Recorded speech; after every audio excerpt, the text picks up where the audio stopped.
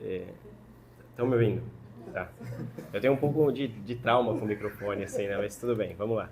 Se não escutarem, vocês me avisam e eu retomo, tá? Bom, eu sou o Marco, né? Acho que daqui a pouco vai surgir aí nas redes o podcast Entre Nós. E uma das discussões que a gente estava tendo é justamente no ponto de se apresentar. A partir do que a gente se apresenta, né?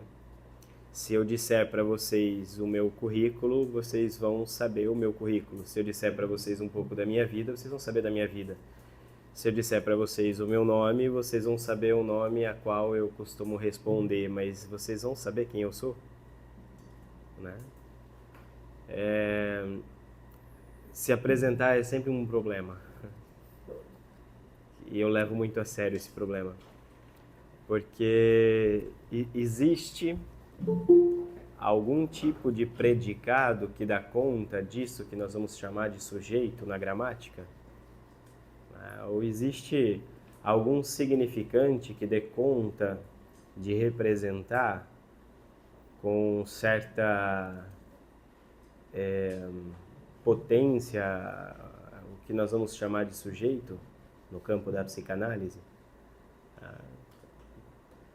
Muitos anos de análise para descobrir que não. Então, todos os significantes que a gente utiliza, eles são simplesmente,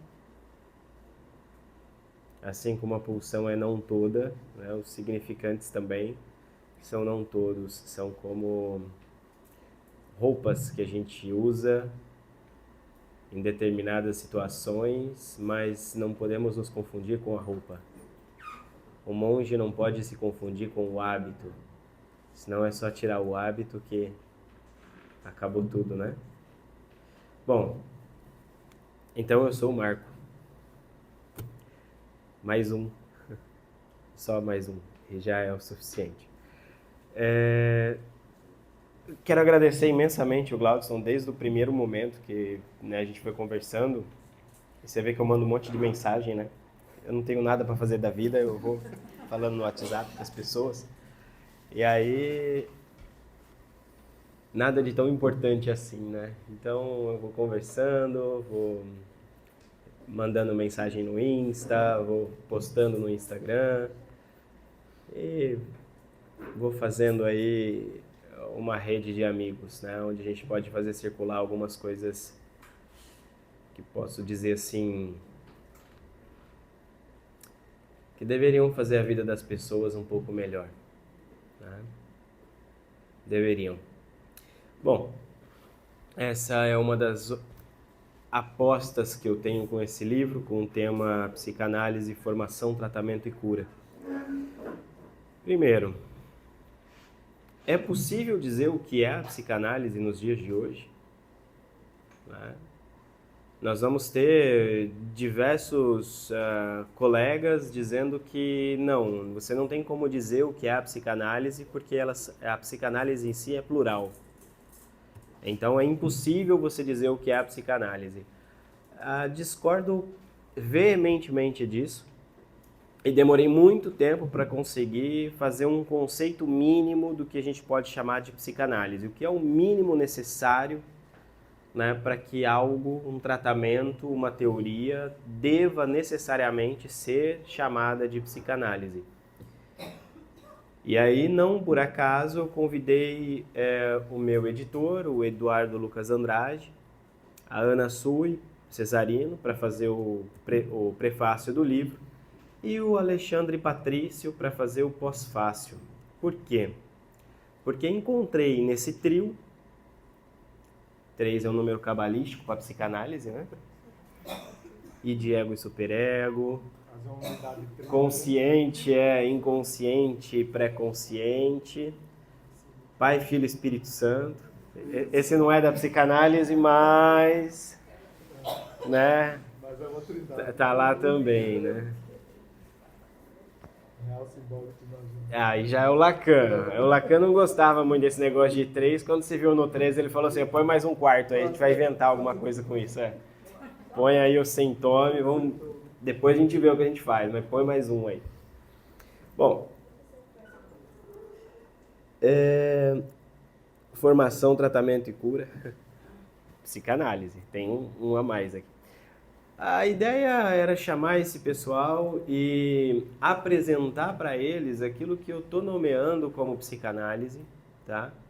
E, na minha cabeça, se alguém que é devidamente, reconhecidamente aí no Brasil e fora do Brasil, né? Articulado com a psicanálise mais contemporânea no campo da psicanálise freudo-lacaniana, como a Anna Sui, se ela dissesse ok, é porque tá ok. Se o Alexandre Patrício, que é sabidamente um dos maiores nomes da psicanálise contemporânea hoje, que estuda Thomas Ogden, Winnicott, Ferenczi, André Green, né, para não dizer outros nomes, se ele dissesse ok. E aí esse livro é o resumo do resumo do resumo da minha tese de doutorado, que está para ser defendida no começo do ano que vem. Resumo do resumo do resumo. E lá já tinha 3 pessoas que eu super reconheço e recomendo, né, que é a banca, né? Além do meu orientador, claro. O Mário Eduardo Costa Pereira, que é médico psiquiatra, né, e psicanalista da Associação Mundial de Psiquiatria, né, do Corpo Freudiano também. E tem o Paulo Bier, que para mim é um dos grandes filósofos da psicanálise dos dias de hoje, psicanalista, filósofo, né? É um cara que vale a pena ler. Inclusive cito ele várias vezes aqui no livro. Você falou do livro do Daniel, eu também cito exatamente esse livro, eu cito aqui em algum ponto, né? Por quê? Porque o meu desafio não é com as pessoas.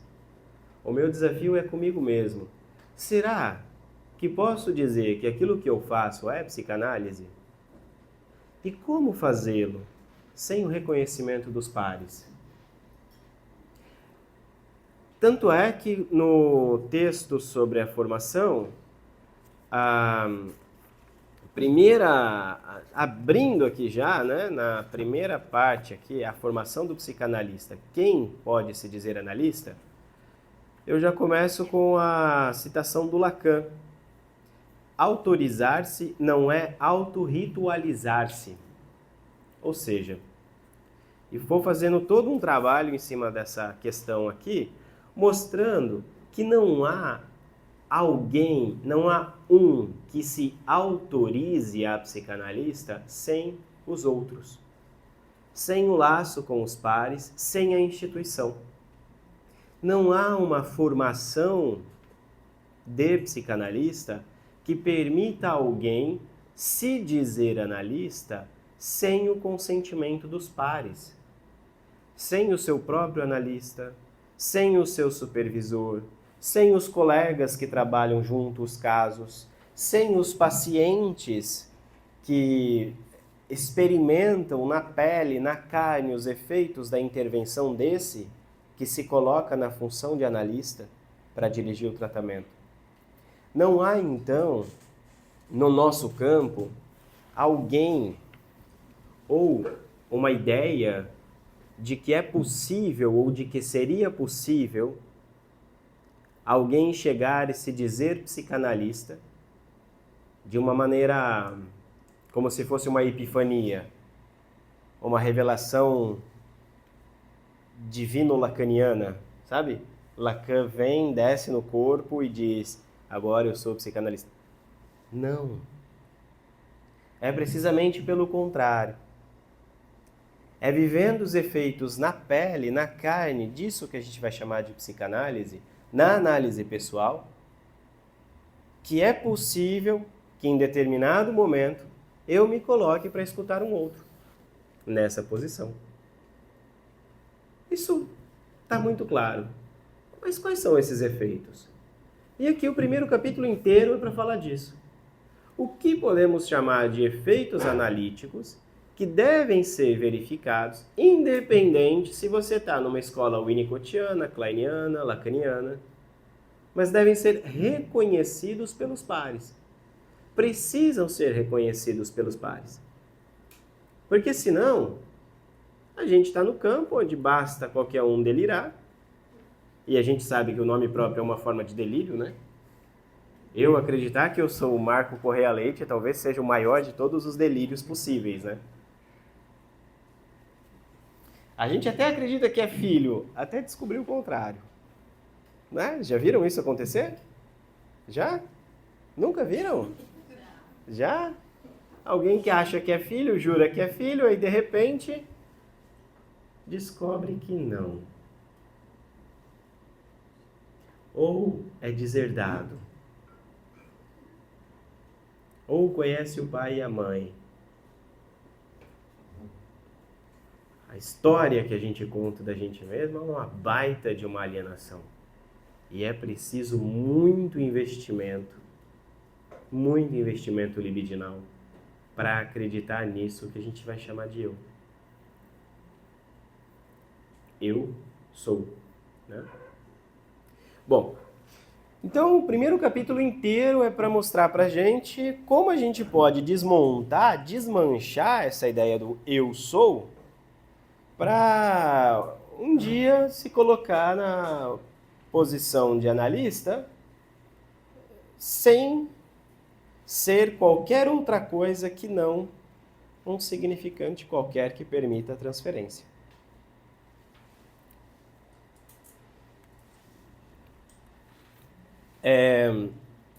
Eu morro de medo de duas coisas. Primeira, altura. Segunda, lacanês. Então, se eu começar a ficar muito lacanês aqui, vocês me avisem, porque a gente sabe que a gente costuma correr direto para aquilo que a gente tem medo, né? Então, se ficar muito lacanês a conversa, vocês me falam. Fala, Marco, volta, explica em freudiano. Que aí a gente dá uma retomada aqui, tá? Bom, então todo o primeiro capítulo vai ser em cima disso, né? Como que alguém pode se colocar como psicanalista, né, a partir do trabalho sobre si mesmo, da análise pessoal. O que é esperado no percurso de análise pessoal e que isso deve ser necessariamente reconhecido pelos pares, né, que aconteça numa análise pessoal. Isso, obviamente, a partir de um ponto de vista teórico, tá? Seguindo ali a linha de Jacques Lacan, ok? Esse é um ponto. Mas, por que eu comecei falando do Alexandre Patrício, da Ana Su e do meu editor? Porque, será que isso também acontece no sentido de outras escolas ou outras instituições formativas da psicanálise? E, para minha surpresa, aquilo que a gente vai chamar de desconstrução desse eu está também dentro da teoria que o Alexandre Patrício traz, né, de uma leitura winnicottiana, de desconstruir o falso self. Às vezes a gente fica brigando por teoria e a gente está falando a mesma coisa com outros conceitos. E foi muito interessante porque eu falei, bom, aí, Alexandre, talvez a grande diferença... Eu quase escrevi falso self aqui no livro, mas eu falei, não, aqui eu prefiro... Né, eu até falei para ele, falei, ó, página tal, eu ia escrever falso self, mas como eu não domino o conceito, se você quiser colocar a nota do Alexandre, pode colocar. Mas ali eu falei, cara, talvez a grande diferença seja em torno do verdadeiro self, né? E aí ele disse pra mim, tá, o que você entende como verdadeiro self? Eu falei, bom, a psicanálise, ela tira esse falso self, né, desmonta esse falso self, para você encontrar ali o verdadeiro self. Aí ele falou, essa é uma leitura, mas existe uma outra, que o verdadeiro self não é algo que você alcança. Aí eu falei, eita, esses winnicottianos de hoje é mais lacaniano do que... Eu falei, cara, a gente precisa sentar tomar uma cerveja. Tem caroço nesse angu aí. Eu não sei se vocês sabem, mas Lacan e Winnicott trocaram muitas cartas, né? Não sabia? Pois é. Lacan respeitava muitíssimo o Winnicott. E aparentemente o Winnicott só não foi expulso, como Lacan foi, pelo simples fato de que ele era um dos grandes médicos, né, pediatras, e sustentava ali uma transmissão da psicanálise dentro da Inglaterra. É mais ou menos assim. Sem Lacan na França, a gente dá um jeito. Sem o Winnicott lá na Inglaterra, vixi, talvez o negócio, né? Bom, então me parece que foi interessantíssimo propor, então, uma ideia do que a gente pode chamar de psicanálise, minimamente falando, pelo simples fato de que, eu não sei vocês, mas eu tô de saco cheio, de verdade, de entrar nas redes sociais, em cursos, em seminários, em eventos, e as pessoas só falarem o que não é a psicanálise, o que não é a formação, o que não leva ninguém a ser psicanalista. Então fala que carteirinha não é psicanalista, certificado não é psicanalista, que pagar conselho federal é besteira, graduação em psicanálise não forma psicanalista. Essas coisas a gente já está cansado de saber e não é porque a gente sabe que isso deixa de acontecer. Falar que a hipnose não é psicanálise, a regressão não tem nada a ver com psicanálise, sentar na frente e ficar conversando enquanto o paciente deita no divã também não tem nada a ver com psicanálise. Falar todas essas coisas, de nada adianta. Então eu falei, bom, vamos falar o que é a psicanálise.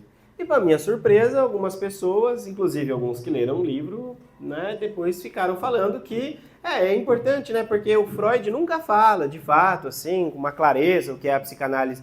Aí eu falei, porra, eu escrevi um livro inteiro usando referência de Freud, de Lacan, os textos onde ele fala exatamente o que é a psicanálise, como a gente pode pensar a psicanálise, e aí me veio um medo ainda maior. Eu falei, cara, tem um monte de gente que está aí dando aula que nem leu Freud, por que eu vou querer que eles vão ler meu livro? Vai ler Freud primeiro. Aí eu jogo contra, né? Eu faço a minha contra-propaganda. Entre comprar o meu livro e comprar o livro do Freud, compra o livro do Freud. Agora, se tem dúvida qual livro do Freud comprar e gosta do tema, compra o meu.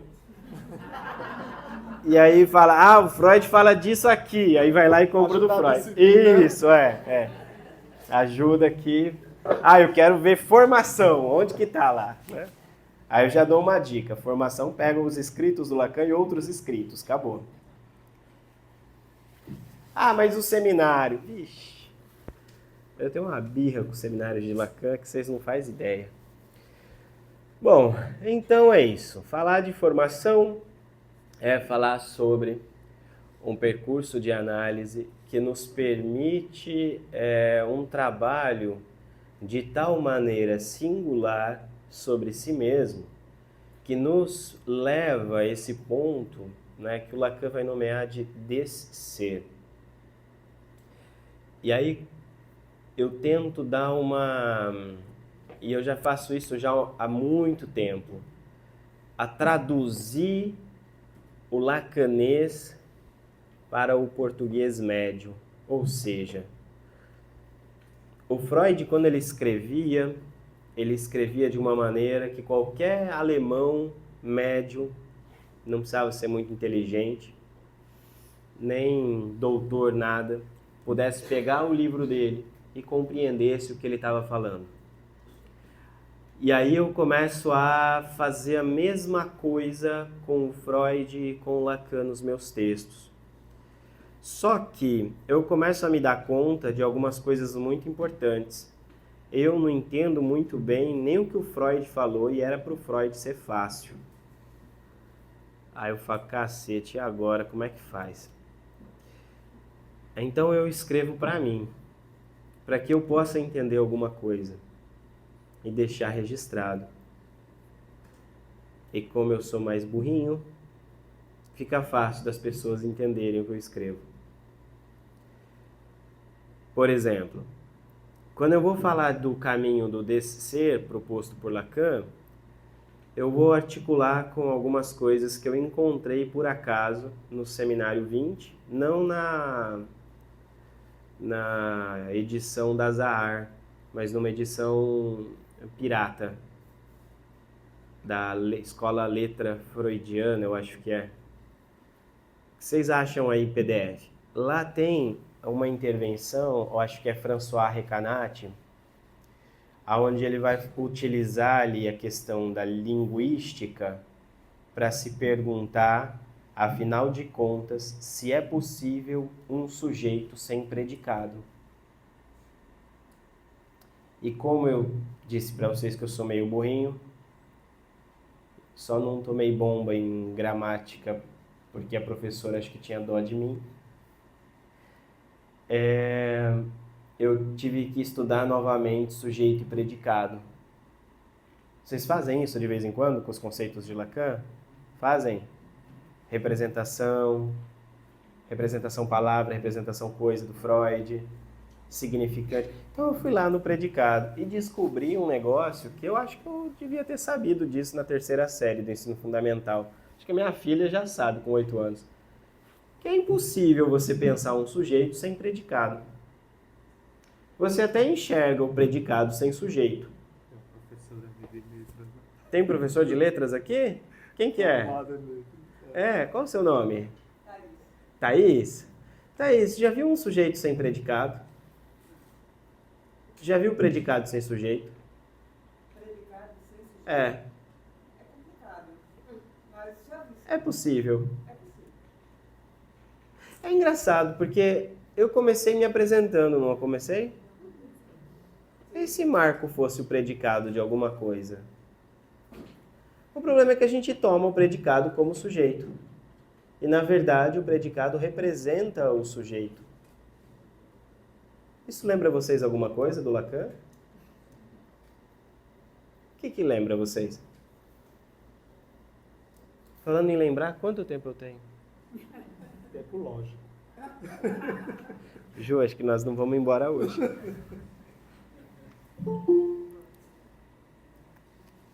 O que lembra vocês? Um predicado representa o sujeito. O significante, né? Então, eu comecei a fazer aquelas ligações lá com CRA, né? Lé com CRE. E comecei a ver ali no Seminário 20 do Lacan, com essa intervenção que vai estar lá, eu acho que é a terceira ou quarta lição que tem lá, que não é do Lacan, né? Mas é de um outro cara. Ele chega e diz assim: o grande problema é você dizer que o sujeito não tem predicado. Porque dizer que um sujeito não tem predicado já é predicar o sujeito.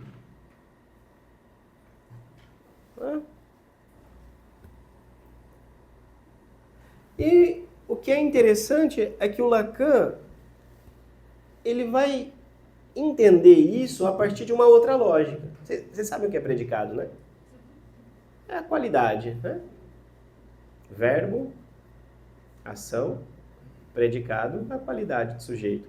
Então, quando eu digo eu sou o Marco Leite, eu posso dizer para vocês que eu estou predicando alguma coisa. O problema é delirar acreditando que eu sou o Marco Leite. Estamos todos delirando em algum momento. Ainda bem, né? O problema todo tá. Se o Lacan propõe que o fim de análise para a formação do psicanalista é esse percurso de descer, aonde a gente vai passar ali no texto, né, proposição de 9 de outubro de 1967, ao analista da escola, esse descer está muito mais ligado com o que o Freud diz em 1905 no texto sobre a psicoterapia, em que o tratamento psicanalítico deve retirar os excessos, fazendo uma diferença importante entre a psicanálise e a psicoterapia, que aqui é o segundo capítulo do livro. O que são esses excessos, senão os predicados, que a gente paga com a vida para tentar sustentar? Eu sou, não é? Eu sou isso, eu sou aquilo, eu não posso ser assim porque eu sou isso, eu não posso fazer aquilo porque eu faço isso, não é? E ainda pergunta aos outros, né? E ainda Quem pergunta eu aos sou? outros, quem eu sou, o que você acha se eu fizesse? É bem interessante, porque a proposta do Lacan me remeteu diretamente à proposta de Freud, que é preciso, no percurso da análise pessoal, deixar cair tudo isso que a gente se assegurava para se garantir enquanto ser, para poder dizer eu sou. E isso é um problema. Porque como eu tinha falado para vocês, Thaís ajuda a gente aqui, não é possível pensar o sujeito sem predicado. Mesmo que eu diga, temos um sujeito sem predicado, predicamos o bicho. Demos uma qualidade para ele.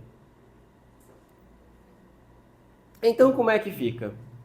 Se o percurso de análise deve necessariamente levar alguém a passar pelo desser para tirar esses excessos, um sujeito despredicatizado, como eu vou colocar aqui, significa que não vai ter mais predicado? Que não vai ter nada mais que você possa utilizar para se dizer? Não.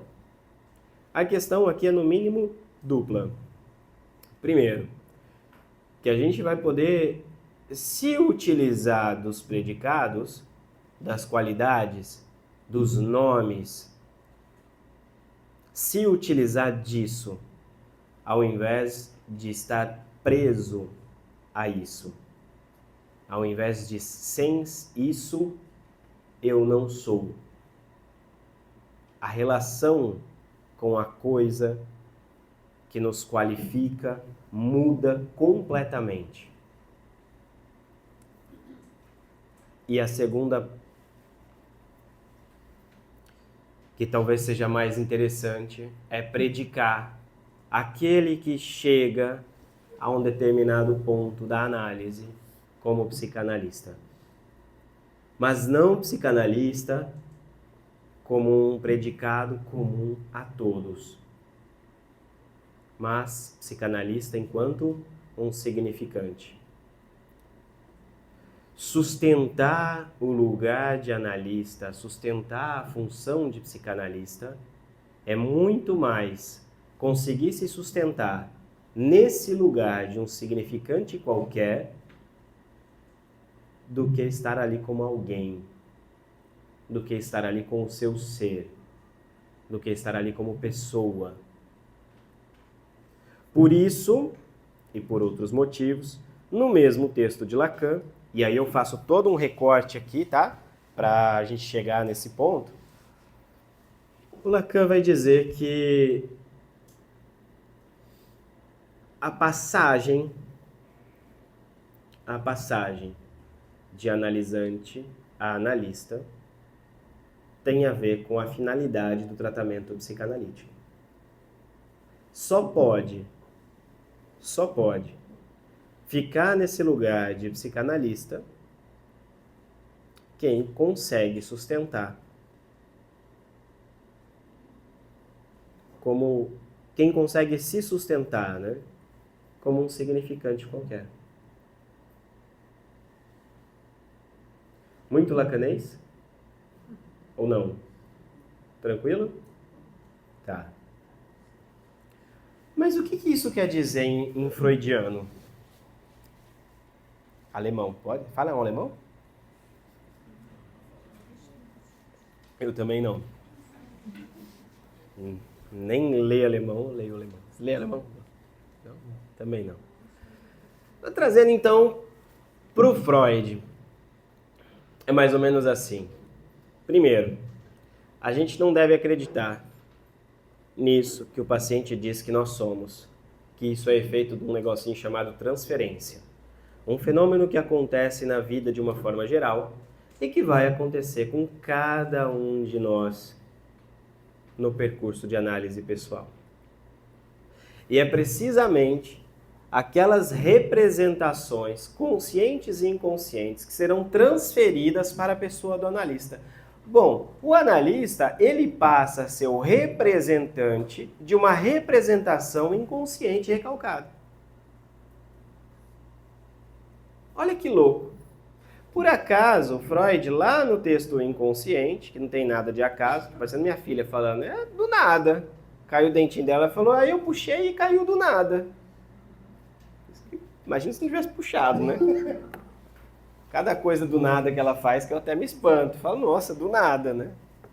Bom, o Lacan lá no texto de 1915, depois de A Dinâmica da Transferência, mas no mesmo bolo lá da metapsicologia, falei Lacan, né? Mas era o Freud, tá? Tenho quase certeza que era o Freud. Naquele bolo lá da metapsicologia, o Freud escreve o seguinte, que quando a gente trabalha com a psicanálise, o que está no inconsciente é um representante de uma representação palavra. E isso está recalcado. E lá no finalzinho do texto, ele fala também que representante do quê? O representante de uma representação coisa. Essa recalcado originário. Olha que legal. Quando a gente pega o Lacan vai dizer no seminário 7 sobre a ética da psicanálise que o significante é um representante da representação palavra. Lacan era mais freudiano do que os lacanianos gostam de acreditar. E aí não me vem com essa de que ler Lacan não precisa mais ler Freud. Para! Já tive briga com isso já. Se vocês quiserem brigar, a gente briga. Eu não sei perder, eu choro. Mas eu apelo, né? Mas tem uma coisa legal aqui, porque o que acontece? Quando a gente toma essa ideia do Lacan, que... Vocês estão me acompanhando ou estão achando que eu estou viajando demais? Tá. Eu tenho esse costume de delirar também. Delirem comigo aqui, então. Tudo isso que eu estou falando aqui, vocês vão encontrar no livro, mas dá para ler depois de novo, tá? Então, fiquem tranquilos. Mas é interessante, né? Porque quando o Lacan pega essa parte, então, de que o analista, ele é um significante qualquer da transferência, a gente pode fazer uma ligação bem interessante com o Freud, quando ele vai dizer que o analista, ele é o representante de uma representação inconsciente. Ou seja, agora eu vou trazer para o português. Você, quando vai receber um paciente na tua clínica, você é qualquer coisa menos você. E é precisamente quando você for você que uma análise não se dá. É precisamente no momento em que você entra com aquilo que você pensa, com aquilo que você acha, com aquilo que você imagina, com aquilo que é o melhor para você, ou os 10 mandamentos para ser feliz, ou curar a depressão, ou não ter mais ansiedade. E você está trabalhando com a psicoterapia e não com a psicanálise. Chegamos no segundo capítulo do livro. E eu acho que é um dos capítulos mais formidáveis, porque quando eu vou discutir a diferença entre a psicanálise e a psicoterapia, eu começo com Freud e vou passando por psicólogos atuais que trabalham com TCC, DBT, ACT, e vou fazendo um ping-pong entre aquilo que o Freud chamava de psicoterapia na época dele e os efeitos encontrados na época dele com aquilo que os profissionais hoje da psicologia e da psicoterapia, entre eles grandes influenciadores digitais, porque eu não sei se eles têm clínica, né? Mas eles vendem cursos, que são a favor da PBE, prática baseada em evidência, e por aí vai. E a hora que você começa a fazer ali as ligações, você fala, pô, os caras estão falando aquilo que o Freud falava lá atrás. E os caras estão fazendo aquilo que o Freud falava, olha, não faz assim porque não vai dar bom. E os caras estão fazendo assim, e a hora que vem as pesquisas, dá exatamente, e eu cito as pesquisas aqui no livro, tá? Então não é da minha cabeça, É exatamente aquilo que o Freud falava lá atrás. E como é que eles criticam a psicanálise? Se aquilo que eles mesmos falam, sem ler o Freud, sem discutir o Freud. E aí eles vão dizer que, bom, mas nós somos atualizados, afinal de contas, nós trabalhamos com a prática baseada em evidências. Eu sinto informar, eu sou psicanalista e talvez eu trabalhe com prática baseada em evidências mais do que esse pessoal. A ponto de reconhecer que alguns tipos de sofrimentos não deveriam ir para o psicanalista. Alguns tipos de demandas não deveria ir para um psicanalista. A gente precisa começar, e aqui eu já vou entrando no terceiro capítulo. Fiz um pulo aqui. O melhor capítulo do livro é o que eu não falei para vocês. Vocês viram que tem algo aí, né? Que é a psicanálise com as neurociências, né? Mostrando que boa parte daquilo que a gente faz no campo do tratamento psicanalítico hoje, seja nas pesquisas clínicas que comparam a psicanálise com as psicoterapias, ou então nas pesquisas empíricas que vão mostrar modificações substanciais significativas no cérebro, no corpo, né, das pessoas que passam pelo tratamento psicanalítico, o que a gente tem é um tratamento onde você pode mensurar os seus efeitos e verificar empiricamente isso que está sendo produzido. A ponto de dizer que a psicanálise pode curar, por exemplo, depressão, síndrome do pânico, transtornos de ansiedade, transtorno de personalidade borderline, como a última pesquisa publicada em 2025, né, de Janelis, que está aqui no livro, mostra isso. As modificações cerebrais produzidas pelo tratamento psicanalítico a médio e longo prazo que podem acontecer nos pacientes tratados com a psicanálise produzem esses efeitos que, bom, não tem como dizer que a psicanálise é um tratamento meramente estético ou alguma coisa no sentido de uma pseudociência impossível de ser verificada empiricamente. E a gente compra briga com isso. Por quê? Porque daí a gente chega num ponto, que é um dos pontos que eu mais gosto também de trabalhar, que é a diferença entre a cura para a psicanálise e a cura para outros tratamentos no campo da saúde mental. Bom, algumas das pesquisas, aqui voltando para o capítulo 2 do livro, entre psicanálise e psicoterapia, eu trago algumas pesquisas mostrando que não, a psicanálise não é um tratamento que demora mais para alcançar esses efeitos terapêuticos positivos, como muita gente acredita. Quando você pega as pesquisas, você vai ter ali que o tratamento psicanalítico, ela vai ser uma dose maior, ou seja, 2, 3, 4 vezes na semana a partir daquilo que é proposto nas pesquisas lá. Mas em tempo, ela não demora mais na grande maioria dos pacientes.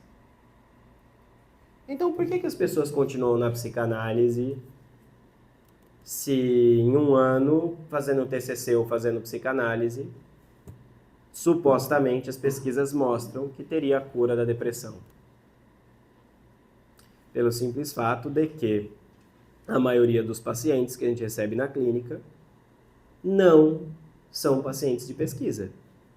Quando você pega as pesquisas clínicas, por exemplo, acontece que você seleciona lá 200 pacientes com depressão, beleza. Aí, se o paciente começa a beber demais, eles tiram da pesquisa. Se o paciente começa com ideação suicida ou autolesão, eles tiram da pesquisa. Se o paciente falta 3 vezes, eles tiram da pesquisa. Isso é a clínica nossa? É o contrário, né? A gente que trabalha com pacientes graves, casos graves mesmo, sabe que em um ano, dependendo do paciente, você vai ter ali 2, 3 meses que o paciente vai 2, às vezes até 3 vezes na semana, porque demanda um acompanhamento mais de perto. E tem momentos em que, Marco não vai dar, Marco não vai dar, Marco não vai dar, e foda-se. Eu vou desligar o paciente por causa disso? Ou eu vou tentar investigar o que está acontecendo com esse paciente na relação transferencial e no percurso de análise dele, para que isso se produza. É o contrário, né? É essa segunda hipótese. Então, a grande maioria das pesquisas, elas não retratam a realidade da clínica. Tá? Quando a gente está na realidade da clínica, o que a gente costuma ver é: fiz 5 anos de TCC. Qual que é o teu problema? Ah, TDAH. Uai, mas o protocolo é de X sessões. Fiz 10 anos de TCC. Qual que é o teu problema? Ah, é ansiedade. Bom, mas o protocolo é 1 ano, 2 anos numa... Estou imaginando aqui, tá? Mas é isso mesmo. É, quanto tempo que é? É mais ou menos isso. É. Nós trabalhamos por 15 sessões, 20 sessões. Isso, protocolo. Que nunca é, porque na verdade é uma fraude. É isso. Como você chama? Thiago, Obrigado, Thiago. Não fui eu que falei, gente, foi o Thiago. Eu queria falar, mas... Eu comecei a fazer o seguinte, eu comecei a virar para os pacientes e falei assim: pediu o dinheiro de volta? Porque se promete, tem que cumprir. Aí o psicanalista é mais esperto, né? A gente promete o quê? O que a gente promete? Como nada?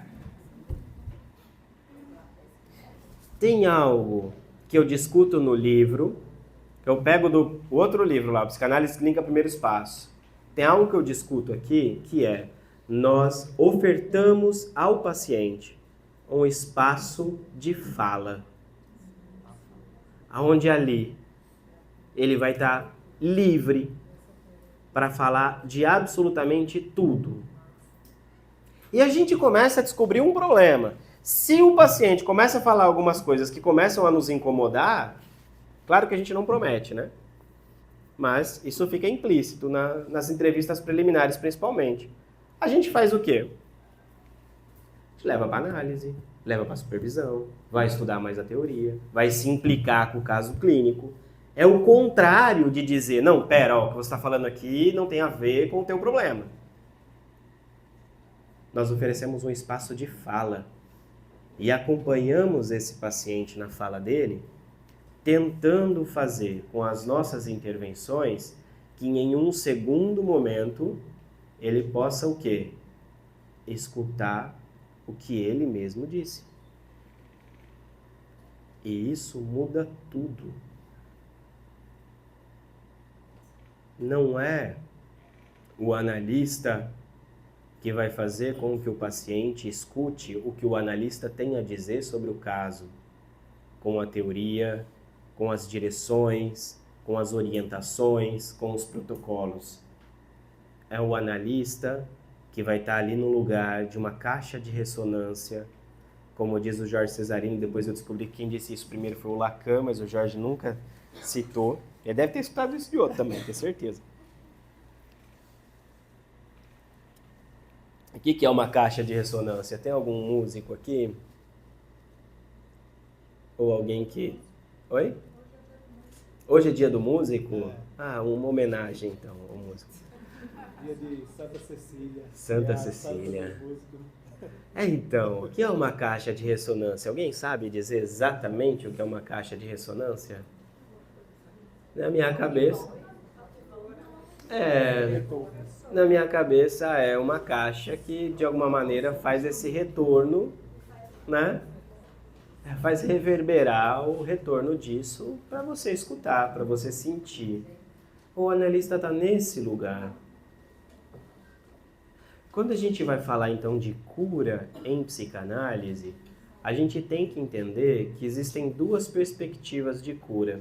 A primeira, que tem a ver com esse campo da saúde mental, que é os efeitos terapêuticos positivos.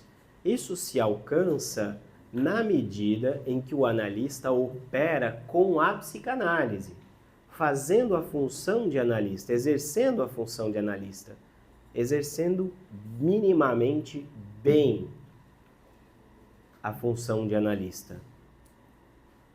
Só que isso nós vamos chamar de ganho secundário do tratamento. Não é o objetivo do nosso tratamento. E aqui eu acho que não tem como não dizer que o Freud cria a psicanálise E vai até o fim, no texto de 1937, dizendo a mesmíssima coisa. O objetivo do tratamento psicanalítico é... Pausa dramática, né? A suspensão do recalque. É com isso que a gente trabalha. É para isso que a gente opera. E aí eu me lembro do Lacan dizendo o seguinte, né? Como é possível trabalhar com a psicanálise se os psicanalistas desconhecem os conceitos que a fundamentam? É possível trabalhar com a psicanálise se os analistas confundem, por exemplo, o efeito secundário do tratamento, o ganho secundário do tratamento, com o objetivo que nós deveríamos ter? Não.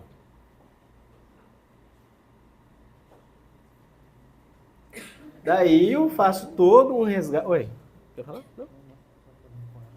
Daí eu faço todo um resgate para mostrar o que, afinal de contas, nós vamos chamar de suspensão do recalque. Como isso se articula com a associação livre de ideias, que é a regra técnica fundamental. Como isso tem a ver com as propostas de Lacan sobre a direção do tratamento, em alguns textos específicos. E o que isso tem a ver com o fim de análise. E aí eu chego no segundo ponto, que é essa questão da cura para a gente. Se por um lado a gente tem essa noção de cura atrelada à saúde mental, ao campo da saúde mental, que é os efeitos terapêuticos positivos, a cura de depressão, pânico, borderline, por aí vai, a estabilização de pacientes bipolares, psicóticos, né? Esquizofrênicos, o rearranjo, né? Desses pacientes na vida e por aí vai. Acho que o Glaudston foi muito feliz falando, né, que não, a gente não está trabalhando para que a pessoa esteja alinhada aí com a cultura, com a sociedade, né? Como que é que você falou? É um termo? Adaptação. Isso, a adaptação à sociedade. A psicanálise não tem nada a ver com isso. Agora, e se um paciente, de repente, se adapta melhor ao trabalho dele, à vida? Isso pode acontecer? Pode. Qual o problema? Nenhum. O problema é dele, né? Não é nosso. E se o paciente se readapta melhor para a religião que ele estava? Qual o problema? Nenhum. O que a gente vai apostar como cura para a psicanálise tem mais a ver com o efeito de transformação. De uma formação de algo novo, diferente. E aí eu vou caminhando para os 2 últimos capítulos do livro. Quando nós falamos de transformação, a gente tem que entender que é a transformação do sujeito em todas as relações possíveis que ele estabelece com o objeto que o causa. E aí vamos lembrar que aqui nós estamos falando de sujeito do inconsciente, que não tem nada a ver com a pessoa, com o indivíduo, mas com esse sujeito determinado por um significante. Determinado mesmo. Todo o nosso trabalho de análise, então, se eu peguei lá no começo falando para vocês desse percurso de descer, é de fazer intervenções no sentido de que a gente possa verificar, né, a suspensão do recalque 1, 2, 10, 40 vezes, tantas quantas forem necessárias, para que se produza esse efeito de descer, levando o paciente a um certo tipo de efeito mesmo, né, de transformação. Transformação do quê? Da sua relação com isso que antes ele dizia, eu sou. A ponto de, ao fim do tratamento, o paciente, não o sujeito, o paciente, diga: não posso mais dizer que um dia eu imaginei estar nesse lugar que eu estou hoje, que eu sou o que eu sou hoje.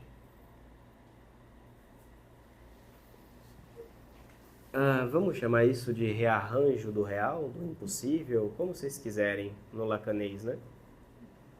Uma outra relação com o real, uma outra relação com o gozo, como queiram. Mas me parece mais interessante a gente olhar para isso num português claro. Se o paciente entra com uma expectativa e ele sai cumprindo essa expectativa, eu posso dizer que houve um tratamento, mas não houve análise.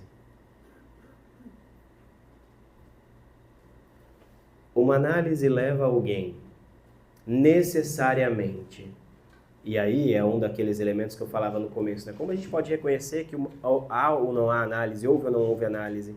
Uma análise deve necessariamente levar alguém a um lugar que era completamente impossível para aquele que começa no percurso de análise pessoal. Impossível não é, por exemplo, para mim é impossível vir aqui ano que vem de barco, de iate, aquele do Cristiano Ronaldo, sabe? Helicóptero. Não, iate, né? Já vou vir, é um mês de férias.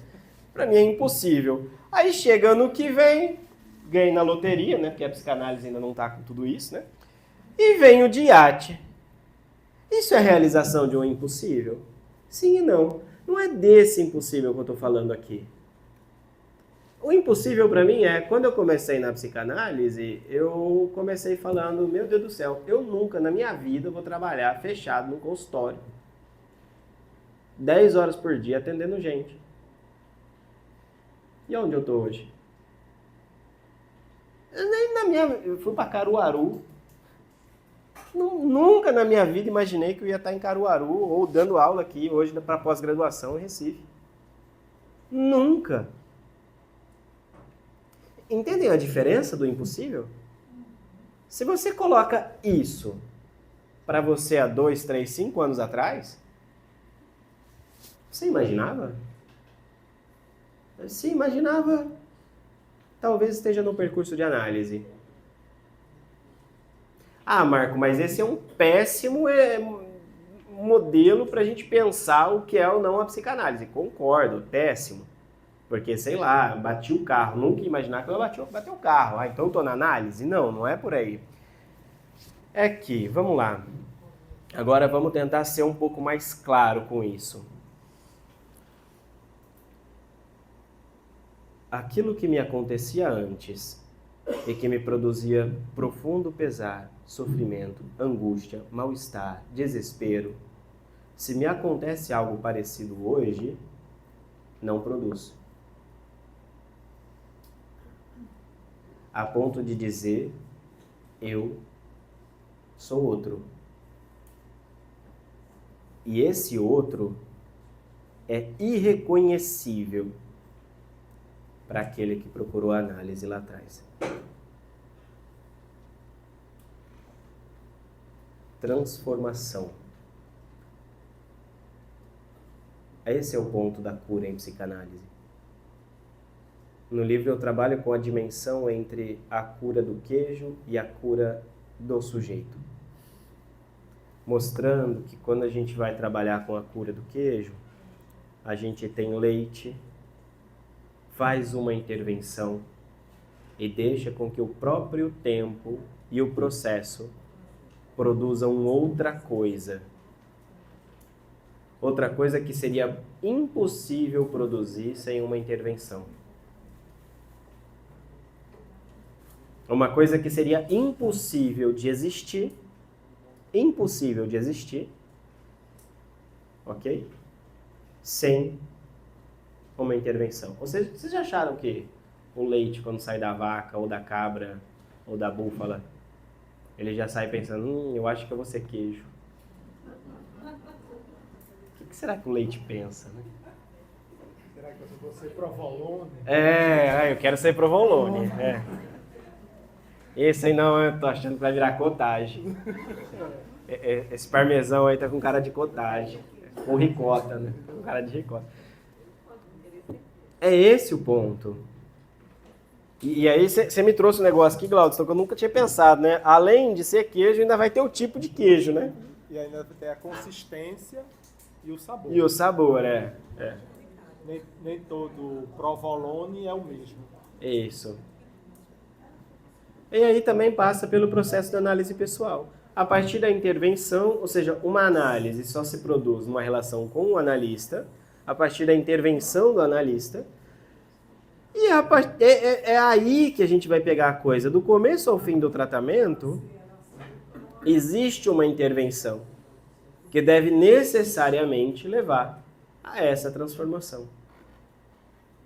Aonde seja impossível que você reconheça que um dia isso passou pela tua cabeça, mas ao mesmo tempo que seja impossível também de você voltar a ser aquilo que um dia você foi. A gente pode chamar isso também de perda de gozo. Vocês estão dispostos a nunca mais serem quem vocês são hoje? Então nada. Então nada. A gente procura análise para continuar fazendo as mesmas merdas, mas não tem que pagar o preço por isso. O preço da culpa, o preço da angústia, o preço do medo, o preço do pânico, da depressão, não é? Quem solta a sua neurose domesticada? Isso, é. Ou por que vocês acham que a maioria das pessoas que procuram a gente no consultório estão medicadas para levarem uma vida funcional? Por que estão medicadas? Porque o remédio ajuda a sustentar a vida funcional de uma maneira menos afetada, mais estável, afetivamente falando. Isso é Freud. Está lá no Freud, o texto do recalque. Quando a gente começa a mexer, os afetos aparecem, não é? A gente quer mesmo deixar de ser quem a gente é? Quer nada. Esse sim é o contrário. Sabe por que não quer? Sabe por que não quer? Eu vou ser bem sincero aqui com vocês. Pelo simples fato de que a gente aprende na vida que ser isso que a gente é hoje garante o amor do outro. E sem o amor do outro, é possível ser alguma coisa? Se é o outro que me predica, se é desse lugar que eu gozo, se é daí que eu tiro a minha existência? É um problemão, né? Aí Freud chamava isso de resistência.